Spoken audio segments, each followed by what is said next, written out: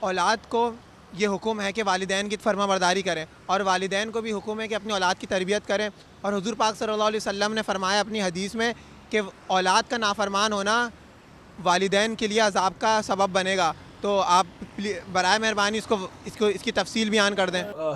سوال ان کا اس میں تھوڑا سا میں وضاحت کر دوں، بات انہوں نے مبہم کی ہے۔ ماں باپ کے حقوق اولاد پر ہیں اور اولاد کے حقوق ماں باپ پر ہیں۔ ٹھیک۔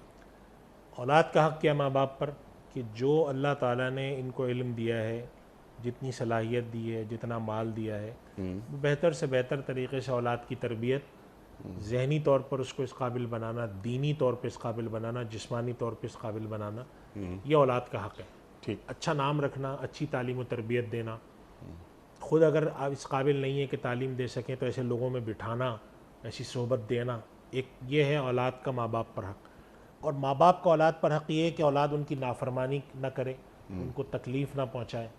قرآن کریم ہے نا، لا تقل لہما اف ولا تنہرہما وقل لہما قولا کریما، کہ اللہ تعالیٰ نے فیصلہ فرما دیا ہے کہ تم ان کو جھڑکو نہیں، ان سے نرم خوئی سے بات کرو اور ان کے آگے جھک کے رہو۔ ان دونوں کے حقوق مل کر جو ہے وہ اللہ سبحانہ و تعالیٰ بیان فرماتا ہے۔ لیکن اگر آپ دیکھیں، حدیث کو دیکھیں، قرآن کریم کا اسلوب دیکھیں، تو اس میں اس طرف توجہ زیادہ ملے گی کہ اولاد پر ماں باپ کے کیا حقوق ہیں، ماں باپ پر اولاد کے کیا حقوق ہیں، وہ بھی ملتی ہے، لیکن اس پر زور زیادہ ہے۔ اس سے اندازہ یہ ہوتا ہے کہ عموماً ماں باپ جو ہیں، ماں باپ دنیا میں سب سے زیادہ اگر اولاد کے ساتھ کوئی مخلص ہوتا ہے تو ماں باپ ہوتے ہیں، اس سے زیادہ کوئی نہیں ہو سکتا۔ ٹھیک۔